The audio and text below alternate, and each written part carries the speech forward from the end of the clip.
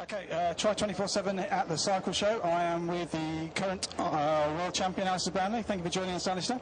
No problem. I know you've had a busy day today of interviews. You're here with Garmin and talking to everyone about your season, which I think you'll agree probably went even better than you could possibly have expected. And you want to give us a quick rundown on your year and how you're feeling now?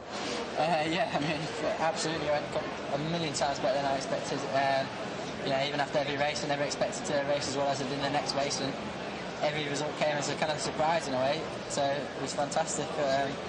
And over the first race I did, it was in Madrid, and I turned up there kind of not knowing how I was going to go, new year, and had an absolutely blind of a race, raced fantastically, and then in every other race after that, the conditions have been different, how the race has panned out has been different, and then in Australia, I really thought that kind of everyone was there to win, and it was, still, although it's a series, everyone was looking at it as a one-off, one-day race, and so it's fantastic to have the best race all year there and win that. I was really happy about that. Yeah, I think one of the interesting things is, as you say, the races this year generally they weren't all exactly the same.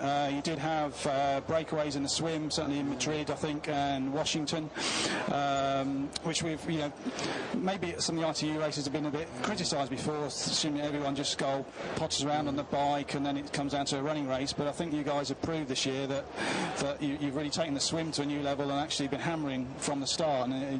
And yourself, Javier, and others, I think, are responsible for that. And has it made the racing tougher, do you feel, this year?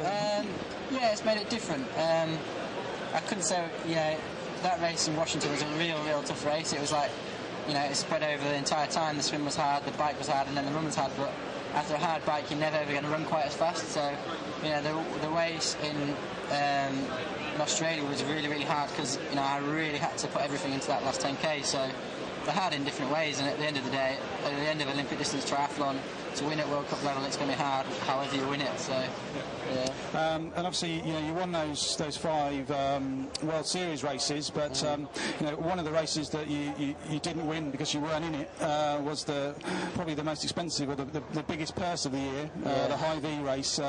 When you look back now over your season's plans, is there a little tinge of I wish I'd maybe put that in the schedule, or given how well you went in the other races?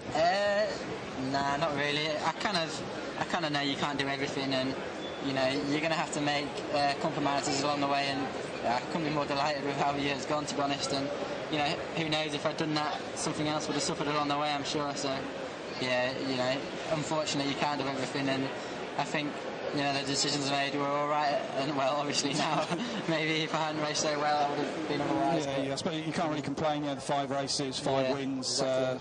Silver in the Europeans, and one of the other interesting things you did at the beginning of the year, you did a couple of high-profile running events. I saw you on getting a fair bit of TV coverage, not far behind Hiley at I think it was the Manchester 10k.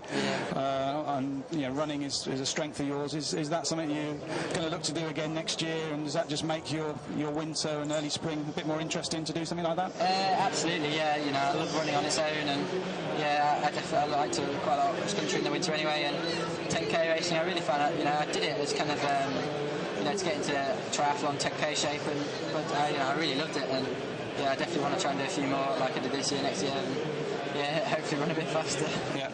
And as we're a day away now from a fairly major race going over on in Hawaii, and as a Yorkshireman, I know a good mate of yours, Mr. Graves, has been vying for a little bit of the attention. You've had most of it, but he's been getting his fair share. Are you looking forward to seeing how Phil goes in Hawaii, and are you expecting good things from him? Yeah, definitely.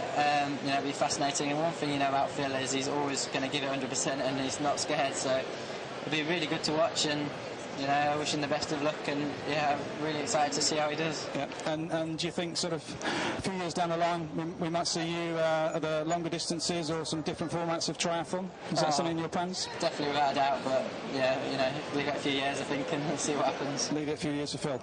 Okay, that's been really good to catch up with Alistair.